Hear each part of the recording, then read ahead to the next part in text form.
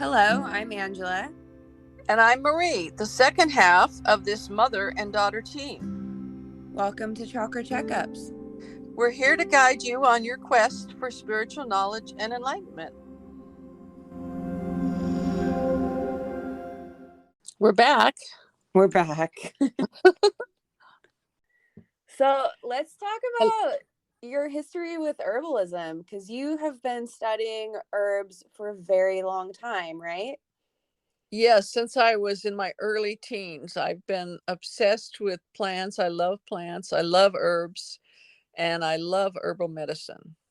I guess let's start off with, what's the advantage of plant medicine?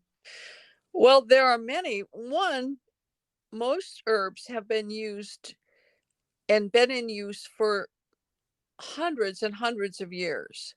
So, although a lot of times they'll say there are no studies about this particular herb, that isn't completely true. If you go into ancient herbals and modern herbals, you'll see the same information that's been there for a very, very long time. They've got a good history. We know they're going to work, and you know that they're safe. The other thing is they don't have the side effects that many allopathic medicine, you're never going to read on the label of a box of chamomile tea that this is going to cause your kidneys to fail. You might have a heart attack and you're going to bleed from the eyeballs. Right. I think what's on the label of most herbal bottles and things is just that it says it's a dietary supplement. Right.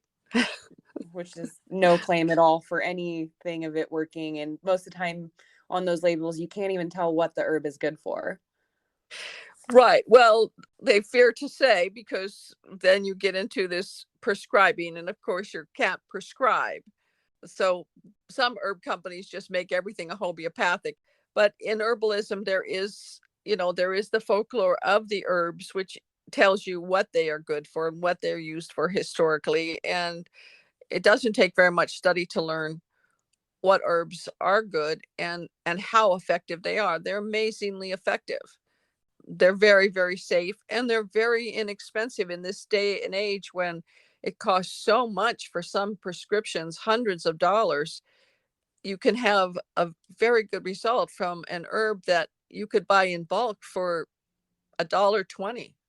Yeah. And I remember when I was younger, because you brought me up on herbalism, and you would always say that most prescription drugs are kind of based off of an herb anyways, and then altered to turn into pharmaceutical drugs. Many of them are extracts from herbs. They take out one constituent of the plant. And sometimes that works, but there are certain plants. Now, for example, ginger has about 500 different elements. And if you take out one particular part of that plant, that is poisonous. But when they're all together, you have this incredible, spicy, wonderful plant that helps people with nausea. Many, many people that have had cancer, including my own mother, was the only thing that helped with their nausea, and all the expensive nausea drugs didn't work. Yeah. And plus ginger's amazing and delicious, and people eat it all over the world, and they're not having any side effects. Yeah, and I've always been told to drink like ginger, honey, lemon tea when I have a cold. Yeah, ginger warms up the body. It's naturally antiseptic. It's a little bit of an expectorant. It's a fabulous herb. I read one book. They said if you were going to pick just one herb, you only had one to pick, then that would be the one. Yeah. Are there other amazing herbs that we need to know about? There are many, but there's some that are on my favorite list for various different reasons. One that I love for women is Schisandra berry. And it's not a really well-known herb, but it's just a great herb. Schisandra berries, herb of 5 flavors, because it literally, when you put a little berry in your mouth, and they're not bad tasting, first it tastes sweet, and then it tastes a little bit salty, and then it tastes sort of sour, and then it tastes sort of like a kind of almost has a barbecue flavor. It literally has 5 flavors as you like chewing on these little berries. But Schisandra berry is very good for cleansing the liver and for balancing the body and bringing up your energy. And it's also an amazingly good aphrodisiac for women that have sort of lost their sex drive and just are having a hard time at the end of a long day getting interested in anything other than drinking a glass of wine and going to sleep. Yeah. And it's really great for women that have just had a hysterectomy, and it's great for women that have had 2 or 3 kids and their kids are wearing them out and they're just not interested. So I really like that herb. I've used it for lots of people. It's been fabulous. And the interesting thing about Schisandra berry is that I made a formula. A girl came into my herb shop, which had very, very severe asthma and was on 3 different inhalers. And I made a formula with 3 herbs, 1 part Schisandra berry and 2 parts elecampane, which is another of my favorite herbs. Elecampane is an herb that has been used since the time of Helen of Troy to clear the lungs, and 1 part fenugreek.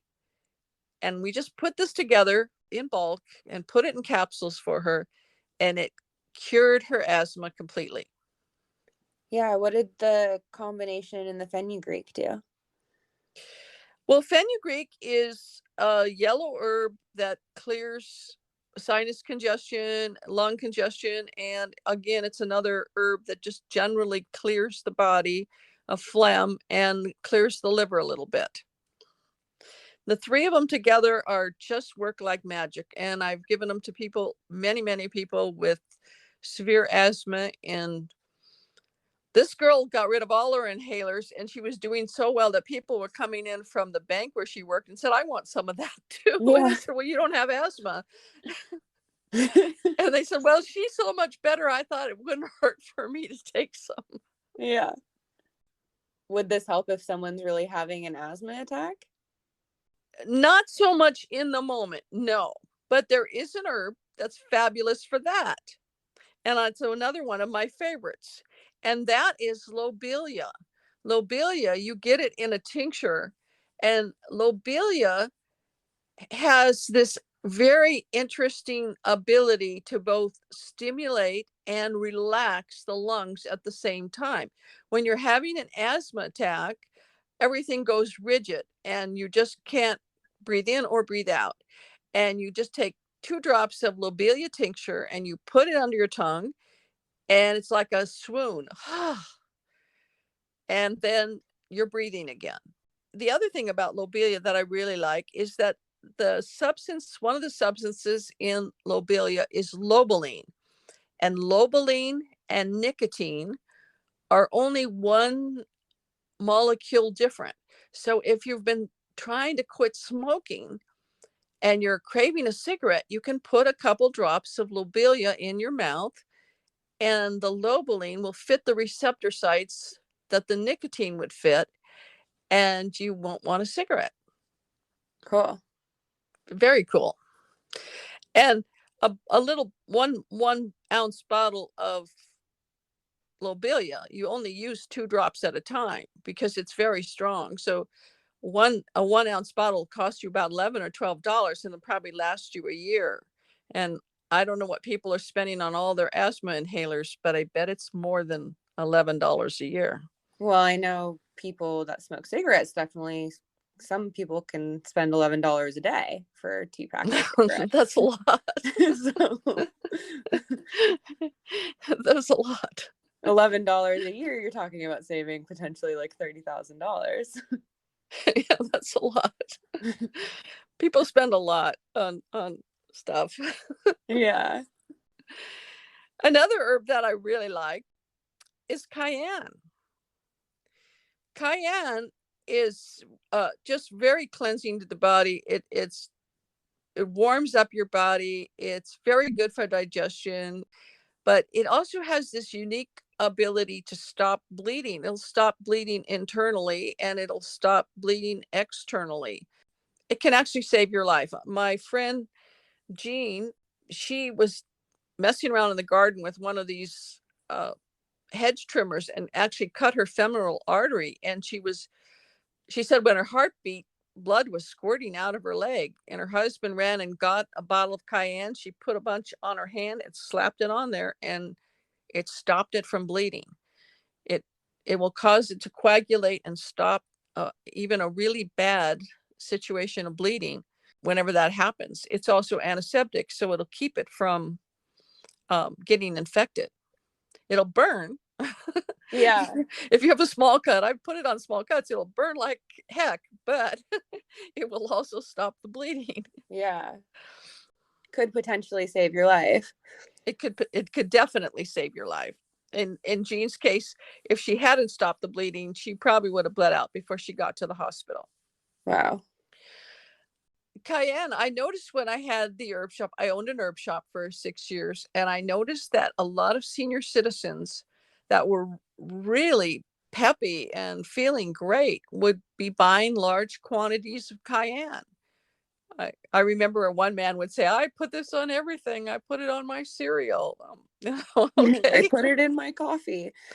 Well, it's actually kind of good. They do that in Mexico. They make a coffee with chocolate and Yeah. cayenne, and it's pretty tasty. Yeah. But part of that is because a lot of times when you get older, you can have like leaky veins, and you can have a little places where you're bleeding and you're losing, some blood pressure, and you feel pretty punk, and cayenne can rectify that, and they start feeling a lot better, and they perk right up, and it really is helpful. Can make people feel really good. Another herb that just kind of put herbalism on the map, which a lot of people have heard of, but they don't really understand how it works, is golden seal. And golden seal, they think that it's an antibiotic, and it really isn't. Golden seal stops staph and strep from sticking to your tissues. So if you have a staph or a strep infection anywhere in your body and you take some golden seal, it'll start to let go, and it'll wash out of your system. You're not killing anything, and you're not killing your friendly bacteria. It's just going to cause the staph and the strep to let go, and it'll leave you. And that's why it's so much better than taking an antibiotic. And of course, you, Angie, Yeah, I'm can't take allergic to penicillin. you're allergic.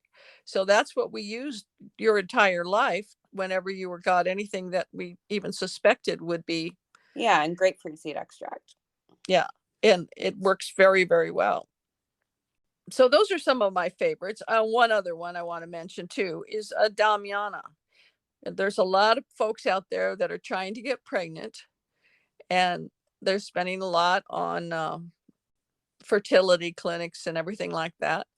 And I've had so many people that have come in, used to come into the herb shop, and I say, well, before you spend all that money, buy a pound of Damiana and either smoke it or drink it.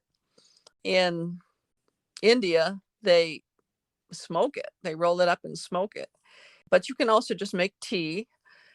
Yeah, here we And have a liqueur that's a Damiana, and the bottle actually is the shape of kind of like a naked woman with a big belly. But would that be kind of the same thing as having it in a mixed cocktail? well, yeah, a cocktail is actually, in that case, in a lot of cases, even beer is a like an herbal infusion or an herbal tincture. Yeah. Beer is hops, which is a relaxing, uh, herb that they put into alcohol, and it helps to make it more bioavailable. When people are drinking a beer, they're drinking, a hops Yeah. and grain tincture, really, basically, or a hops, a tincture and an infusion combination, you know, um, to relax, and it works. Yeah. I've had a lot of people that I've sold them a pound of Damiana, and pretty soon they're coming back for some ginger for Morning sickness. morning sickness. Exactly. You told me also that you formulated kind of a herbal plan to reset someone's immune system. Yes. Years ago, I had a lot of problem with allergies, and then I had a lot of problem with sore throats and infections, and I kept going to the doctor, and they kept giving me different antibiotics. Pretty much ran through the whole spectrum of antibiotics over a course of several years, and I just kept getting sicker until it got to the point where the doctors were saying, we're going to stop the antibiotics. We're just going to drill through your face when drill and drain your sinuses mechanically. And I just said, whoa, I don't think that's going to ever happen. I'm going to think about this, and I'll get back to you at a much later date. And then I went home and I thought, well, what I do know they've been trying to do is to get my immune system to work. And I do know a lot of herbs that make your immune system work in different ways.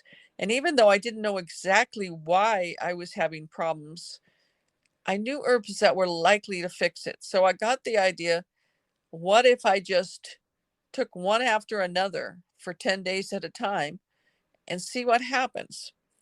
So I made a list of the 6 herbs I knew to be really good. Some of them are antivirals, and some of them are antifungals, and some of them just kind of boost your immune system.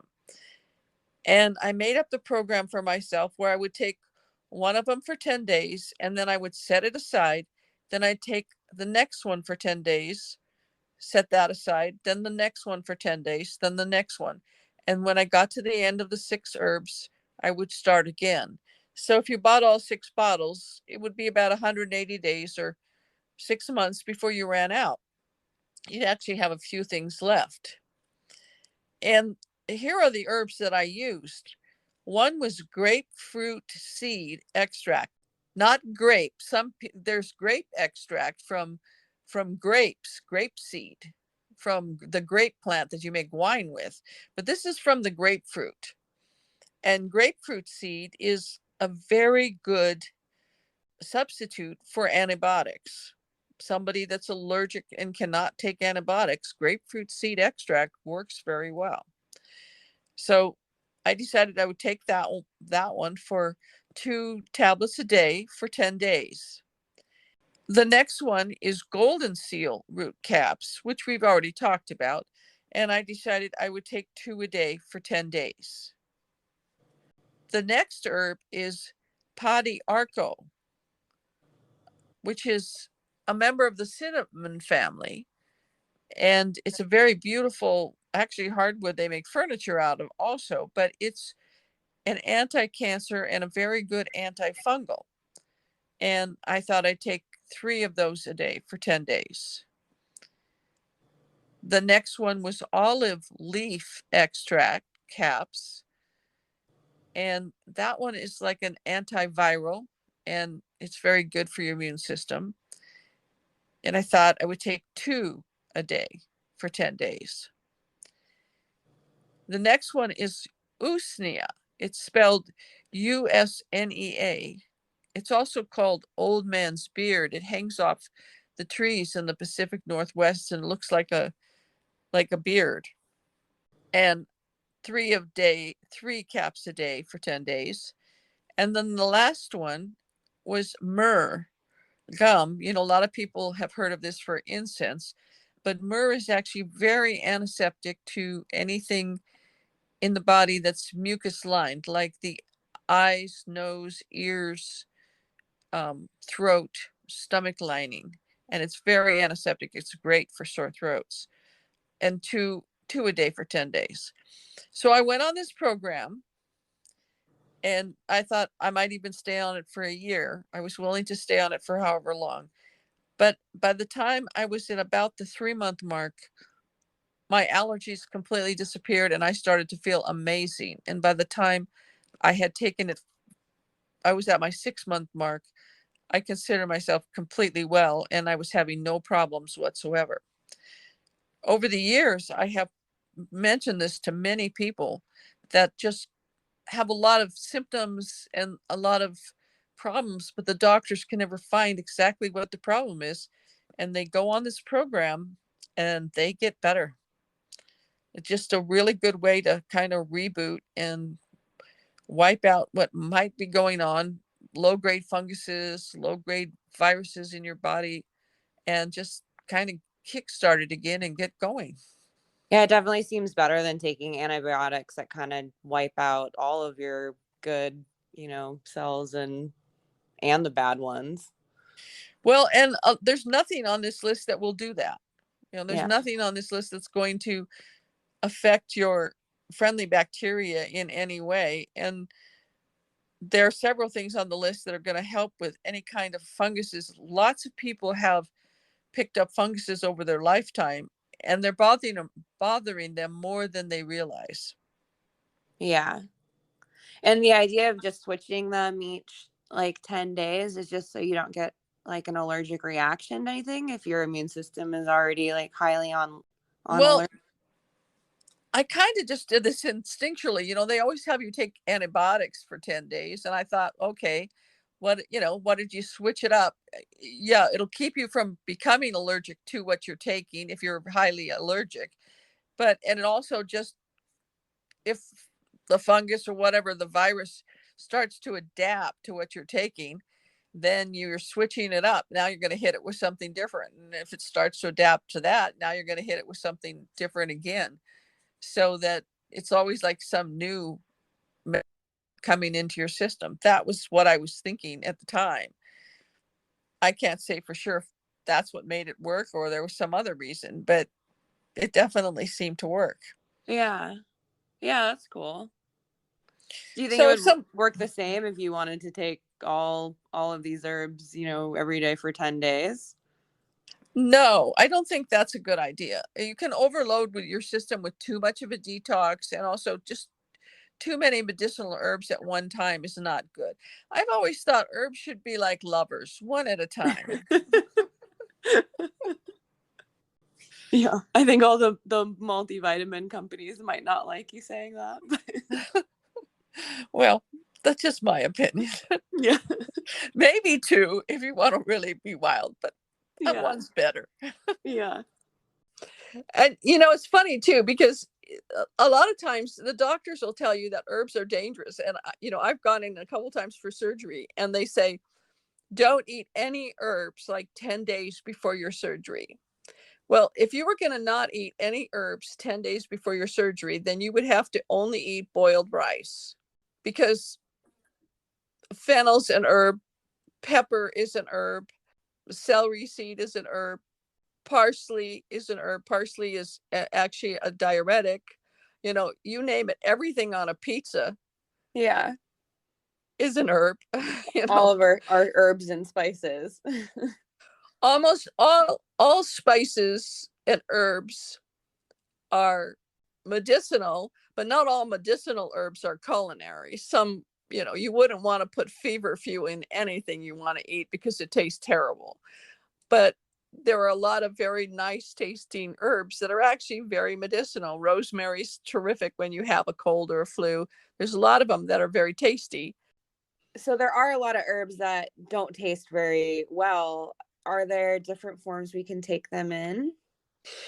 Yes, traditionally, if you go way back in time, aside from eating them, alive, just picking something and chewing on it, what people did oftentimes was they'd take a bad bottle of wine or a marginal bottle of wine and use that for their herbal infusion, and they would just throw their dried herbs into a bottle of wine, and that would be like their tincture. There'd be an herbal wine, and they would use that when they were not feeling well and drink their herbal wine.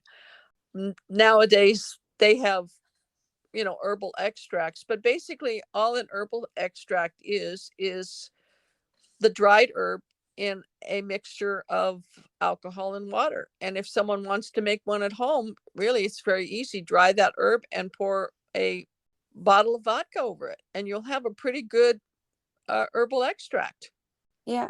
and for much less than they are in the store. Generally a 40 proof bottle of vodka, and pack a jar full of your herb and just let it sit and for 5 to 7 days or a little bit longer if you have the time, and then you've got 8 or 10 ounces of nice fresh tincture. Okay, so there's tinctures and eating them raw.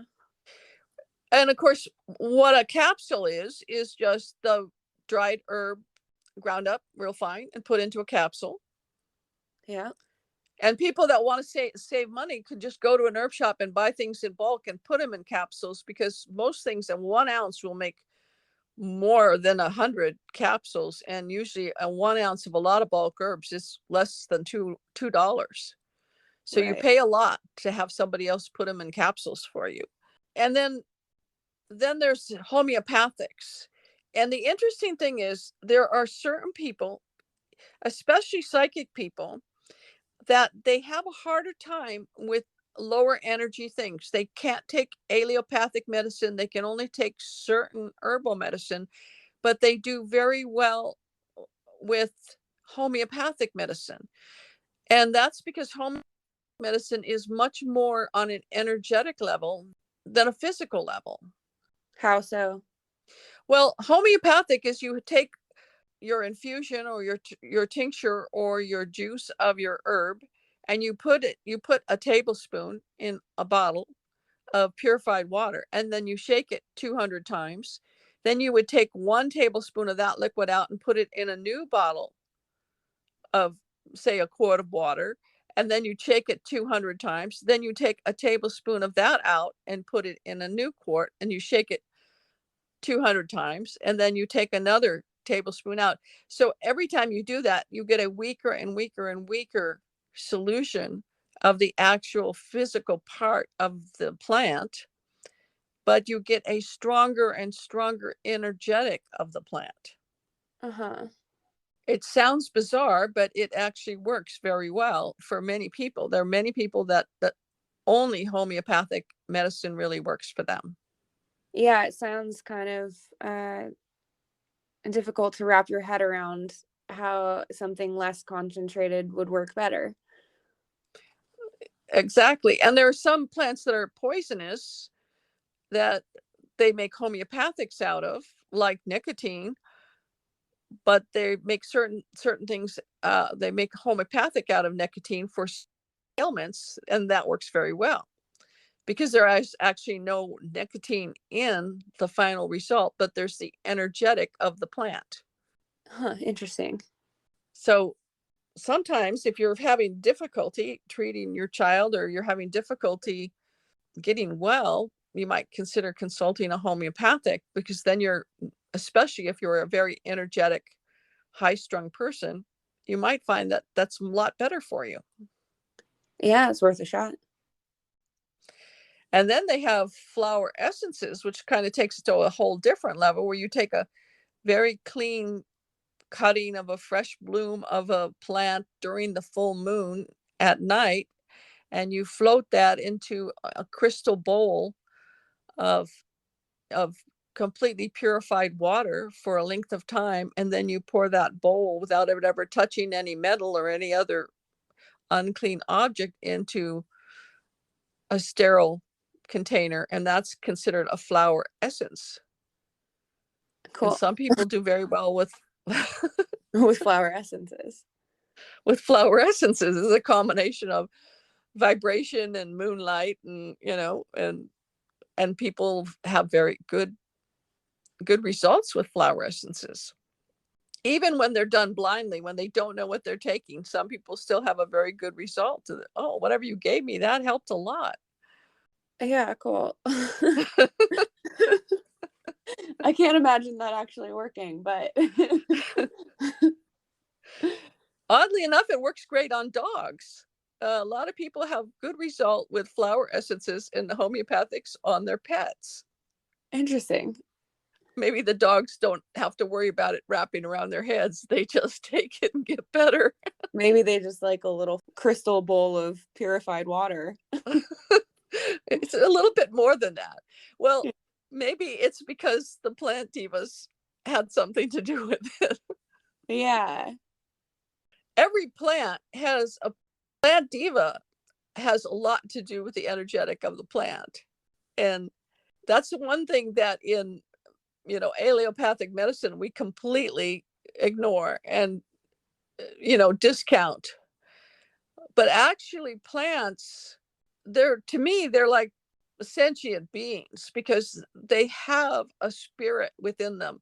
They have these little beautiful divas within them.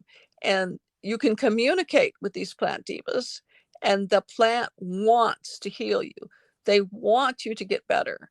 They will make an effort to come to you and try to get you to be better. An aspirin tablet won't do that. Yeah, I think I'm super fascinated with the idea of plant divas, and that when you describe what they look like, I kind of picture something like a little fairy. They look very much like a kind of a little fairy, but they don't have wings. I haven't seen all of them. I've Yeah. only seen about 20 different plant divas so far. I'm looking forward to seeing a lot more. Everyone that I've seen looks like part of the plant. So instead of maybe a shirt, they'd have like on the upper torso of their body would be the petal of the flower of the plant, kind of wrapped in an exotic way, like you would think if you took a scarf and wrapped it around instead of a shirt. And it would be the color and the texture of the flower, and the part that would be pants would be the color of the stem and maybe the texture of the stem. And their hair might be or what would be hair, it's not exactly hair, but would be like the texture of the bark or some other part of the plant. So that the ones I've seen, when you look at the plant and you look at the diva, you go, this is definitely this one. This is Yeah. the one from this one. And I had a really good opportunity to do that when we were in Brazil, because they had these beautiful botanical books out, and we were just loving being in this amazing subtropical rainforest. And we kept having plant divas pop up, and then we were going through these books. Quick, look, this one's pink. Look for one with a pink flower. And we find the ones with pink flowers, and then I go, that's it, that's the one. Oh, that's cool. And it was great fun. But there's also, the plant divas have this joy to them. When they show up, you just feel joy. And I think that joy and their loving, and that loving feeling is what part of what makes you heal when you take plant medicine. So that would kind of be getting the loving energy from the plant rather than taking like a vitamin C tablet. Yes, absolutely. Absolutely. And also, of course, when you're doing an orange, you also have the aromatherapy, the essential oils too. Uh, You got the whole plant. So you've got the essential oils, you've got, of course, all the vitamins and all that, but you've also got the plant diva that's saying, come on, eat my orange, yeah. this is going to be good for you. They want to talk to you. They want to have you use them. They want to communicate. They really do. Have you Uh, had some communicate ways to use them to you? when I was in Brazil walking with Bashinia, we were walking along this hillside, and Bashinia started grabbing me and saying, and when she'd grab a little piece of a plant on this hillside and said, Marie, listen, this one wants you to know, this is when you've eaten too much and you have a stomach ache, Yeah. take this in a tea. And I would barely have a chance to even try to figure out what this little plant was, because I had not been in Brazil, and a lot of these plants I had never seen before. Then she'd say, wait, this one, and then go to the next one. This one wants you to know when you can't sleep at night. Yeah. This one wants you to know. And as we're walking along, she must have done that 30 times, saying, this one wants you to know this, and this one wants you to know that. Yeah, it's But always made me think through history how we found out that certain herbs are good for certain things. And that makes me wonder if back in the day we used to be more in touch with nature and seeing these plants and they're communicating what these things are good for. Well, yeah. I mean, I think people, if you're, like Bashinia, they'll just pop up and tell you, you don't have to try to work it out too much. They'll just blurt it out. Yeah. Wake up. You have a headache. I'm the one. Pick me, pick me. Really? I mean, they really are very enthusiastic. We were driving in a car and Bashini started crying. And I said, "Oh my goodness, what's the matter? Why are you crying?" And she said, "All the plants, they want me to sing their song and I can't sing that many songs." Oh. And she started crying and big tears were coming down her face. And I'm like, "Oh, well, we're almost there. Yeah. We'll be done driving soon and you won't have to see them." It was like, what can you do? Because maybe But they were popping the up for plant, her. yes, and apparently singing a song that she could hear. They wanted her to sing their song, which is incredible. I mean, I would love to hear them sing a song. I haven't heard any songs, but Yeah. But you have a but pretty my interesting story with the poison oak diva. yes, yes. Well, I used to get the worst poison oak ever. I spent a fortune having poison oak ripped off my property, hundreds of dollars, thousands of dollars. And I would get poison oak and I would break out so bad that it looked like third-degree burns, and it would take me weeks to get over it. And I just spent a lot of time thinking, I hate this plant. I hate this plant. I just want this plant to be eradicated from the earth. And I'm not a plant hater. And at one point I thought, this is a terrible, terrible way for me to think. I mean, I've really got to stop this. I can't do this anymore.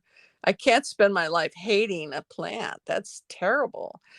I've got to make friends with this plant. So I drove way out into the forest on one of the forest roads where was a lot of poison oak. And I got out of my car and I sit down in the middle of the dirt road where the poison oak was literally cascading over, almost touching the road. And I said, "Okay, I want to be your friend. There's a lot of good things about you."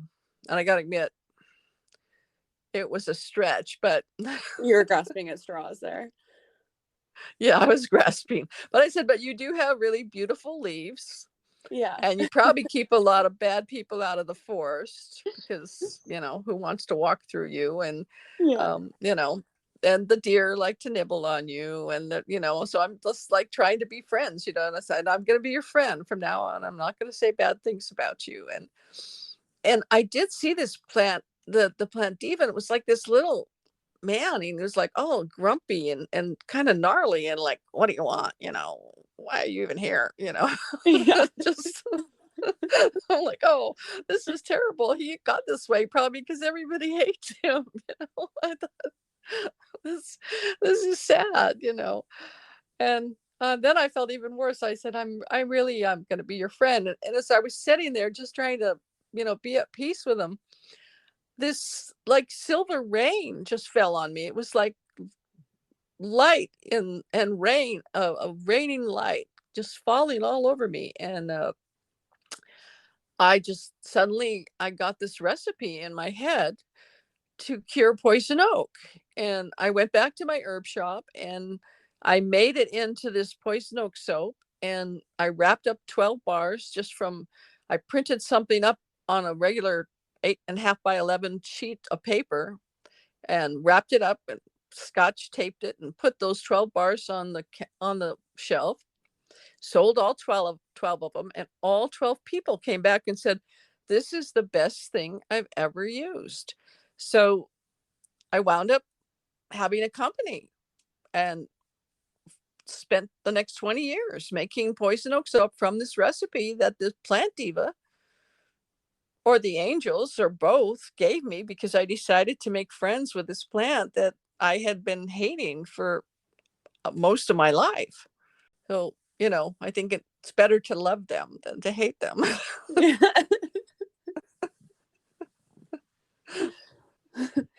I think even with that story, some people may still choose to hate poison oak.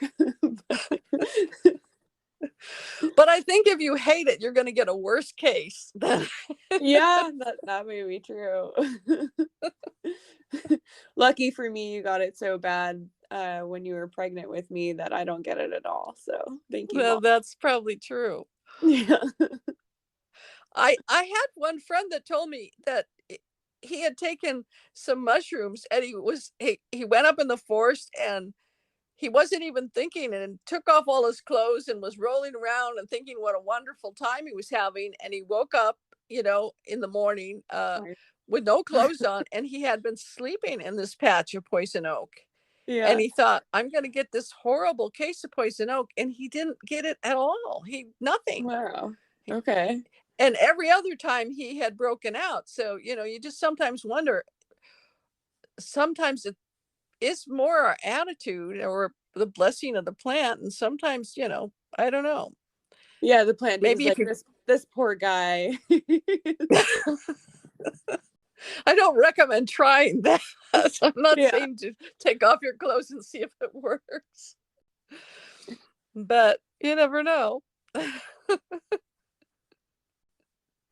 What are some other plant divas that you've seen? Can you describe what some of them have looked like? I do think I did see one that we had in Brazil. They had what was they called a monkey puzzle tree. There was this tree that it's kind of got stickers one way. So if you climb up or down, I can't remember which way the stickers go, that it's really hard to go the other way if an Uh-huh. animal climbs up it. And we did see a plant diva that was from that. And you could tell because it had the same kind of pattern of these like stickers on it, only they didn't look so fierce on the little diva. And he had the kind of a palmy hair like the leaves at the top of the tree. But Cute. most of them, it was just the petal. It would be the petal and the color of the stem. Nothing that was really horrible, very, very striking. Although the monkey puzzle one was more striking because that was a more different looking plant. I didn't see any plant divas that belonged to any kind of viney thing, but mainly just because they didn't show up, not that they don't exist. Yeah. We went down to the giant redwoods one time and we saw, like, it looked like funny shadows moving amongst the giant redwoods. And at first I thought maybe they were ghosts, and then I realized that they probably were the plant divas of the giant redwoods. And we decided to lean up against and be around the giant redwoods, and you could feel them move around you. They weren't as talkative. They were more like old men, but when you lean against the tree, they would kind of snug up to you a little bit.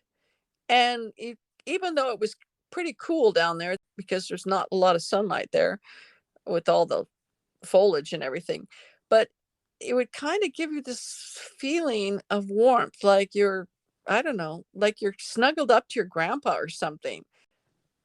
And I noticed we were both like, we just started to lay there to kind of get a sense of these plant divas. And next thing you know, it was like 3 o'clock in the middle of the night. We had just fallen asleep with no blankets on or anything, snugged up to this redwood tree with these plant divas and had this great, sleep.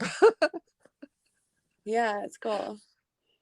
And they were bigger. They were a little bit bigger than I had seen a lot of them that were only about, they were only about maybe a foot tall. These were about 3 feet tall, but the plant's a lot bigger, so that makes a lot of sense. But Yeah. they were just kind of all brown, like kind of like a little old brown grandpa. Uh, they didn't have any green on them, just kind of brown, just kind of brownish, but snuggly, Yeah. um, and didn't talk a lot. They moved kind of slow and stayed right around their tree. And it made me think of Phyllis Crystal used to say, oh, when people had difficulty with their parents, and she'd say, pick a tree and have that tree be your dad. And I always thought that was kind of funny, but after I did that with the redwoods, I thought maybe she knows a bit more than I gave her credit for Yeah. when it came to that. Maybe she knew about those, because they do give you a feeling like you're just snugged up to your dad and feeling really secure and happy and very, very comfortable. And I love the idea of these, grandfather plant divas and the cute little ones that look like their plant that they associate with. How would someone go about trying to attract more of them to us? Well, go out into your garden and actually start to talk to them, spend time with them.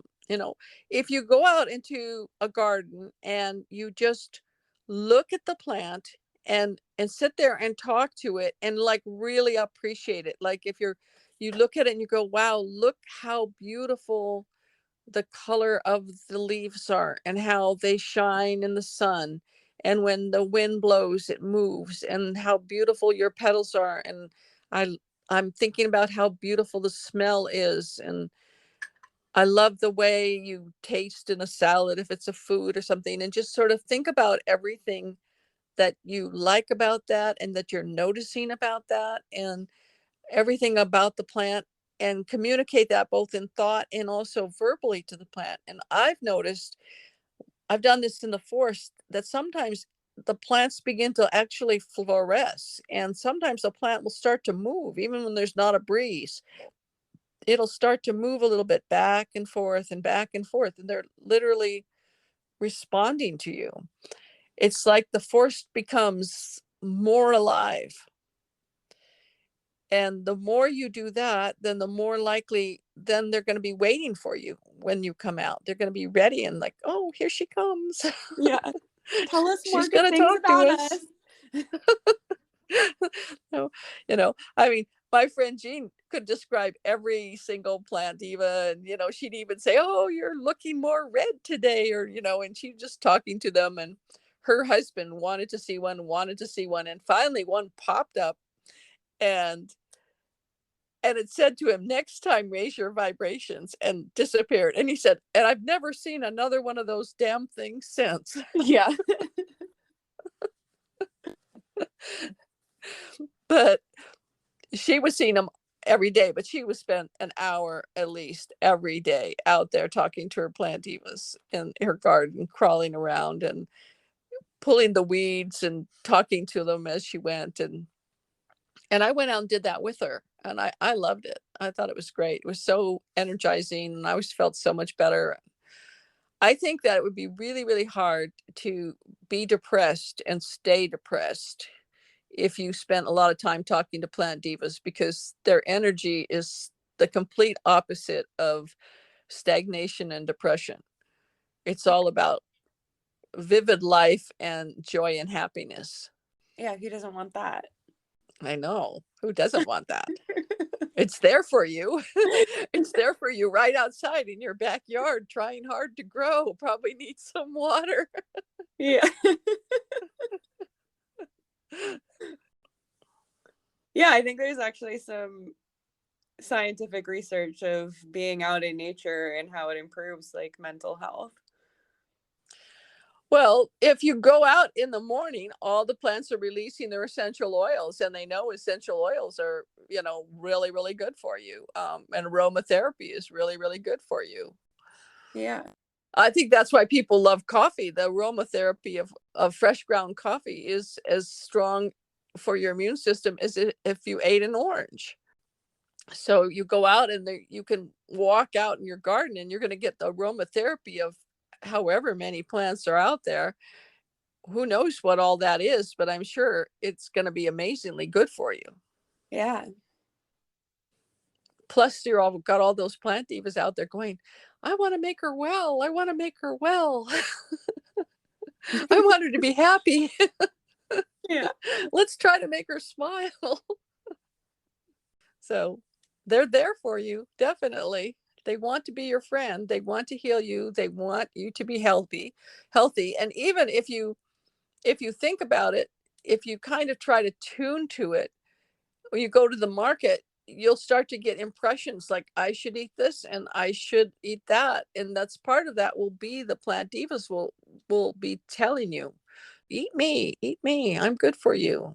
This is what you should be having. Because they can sense what you need and they'll try to give you messages. Yeah, and for the reverse, you think that's kind of why we have certain cravings of things? Oh, well, absolutely. Yeah, absolutely. I used to be able to just kind of tune into that and tell people, I just, look at them and then I would hear, from different either the angels or the plants what people needed and tell them, you need to eat this and you need to not eat that anymore. And people would do what I told them and they got a lot better. I Yeah. started doing that when I was very young. When you did my reading, you said that my guide or angel told you that I needed to be taking a cornflower, like dried cornflower tea. Yes, cornflower tea, yes. And you said you didn't And even know what that one was and you had to look it up. yeah, yeah, I didn't even know if that was an actual herb tea or had any medicinal effects, but then it actually related to what your symptoms were. Yeah. That's because they know you, and we're surrounded by these little angelic beings, the little plant divas all around us and help you, and they do know what the plants are. Right. The ayahuasca was two plant divas that were 1,000 miles apart. Yeah. The plants grow 1,000 miles apart, and they came to the shaman and told them to mix these two together. The odds of somebody saying, let's go get this vine and let's go get this and put them together in a tea are astronomical. The way Right. it happened was the plant divas. Yeah, that's very cool. That old thing of sitting in your garden in your rocking chair in the evening to relax is a very good idea. Yeah. Good way to start your morning and good way to end your evening. Mm-hmm. Well, I love it. Thank you so much for sharing all of your herbal and plant diva knowledge with us. Well, that's not all my herbal knowledge, but that's a little Well, bit of it. the highlighted version of it.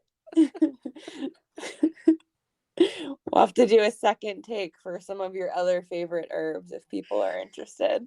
But people can call in if they have questions, can't they, about herbs Yeah, or they can. anything else? Anybody out there, if you have more questions, we would love to hear from you. There is a link to send us a voice message on the podcast description that you can click and send us a voice message. But otherwise, we'll be back next Tuesday. Definitely send us a question. Try to stump us. We're waiting to hear from you. All right. Talk to you later.